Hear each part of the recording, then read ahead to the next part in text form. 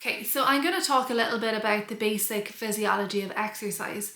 So what exercise ultimately does is it allows you to utilize energy far more efficiently. So people who are very fit or have high fitness levels actually use less energy in day-to-day tasks than those who are less fit. This is also referred to as economy, both of exercise and just of physical activity in general, meaning that if you have a higher economy, you will efficiently use energy throughout the day. And this explains why people who have a high fitness level actually have what seems like endless amounts of energy. But a paradox exists then, because in order to reach this stage where you are efficiently using energy, you need to exercise, but obviously you need energy in order to exercise. But thankfully, you only need a very small amount of energy to begin to engage in exercise. So we have a number of ways of producing energy to allow us to exercise, and there's three main pathways. Two are anaerobic, meaning they don't use oxygen, and one is aerobic, meaning it does use oxygen. In the anaerobic exercise, you're talking about supplying energy for very short amounts of time. So this would apply to things like sprinting, very high intensity, very short duration of exercise, lasting less than 3 minutes. For the aerobic energy systems, you're talking about supplying energy in a longer term fashion. So that would be anything over the 3 minutes.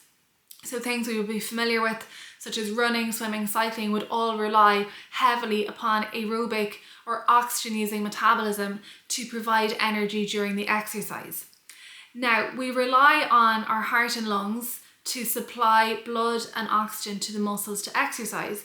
And we rely on our muscles being able to contract efficiently and to use the oxygen that it receives in order to allow the exercise to continue. Now, the really good thing is that both the heart and lungs and the muscles are very adaptable to regular exercise and training.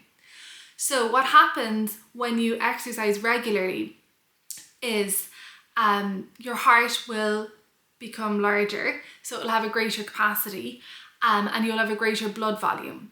So this essentially means that every time your heart beats, more blood goes in your heart and out of your heart, meaning that you can achieve a greater supply of blood and oxygen to your muscles with a relatively lower heart rate. What happens in the muscles as you begin to exercise regularly is that you significantly increase the number of mitochondria in your muscles. Now, mitochondria are essentially the powerhouse of energy production in your muscles, and what that allows your muscles to do is get the maximum out of the oxygen that is delivered to your muscles. Now, when you begin to exercise, you begin to produce lactate. In the early parts of exercise, the amount of lactate you produce and the amount of lactate that you clear will be relatively equal, and so you will not accumulate any. However, there will reach a point during the exercise when you will begin to accumulate lactate, and this essentially means that you reach a point where the amount of lactate you're producing is more than the amount of lactate that you are clearing. So this is important because this is when fatigue sets in.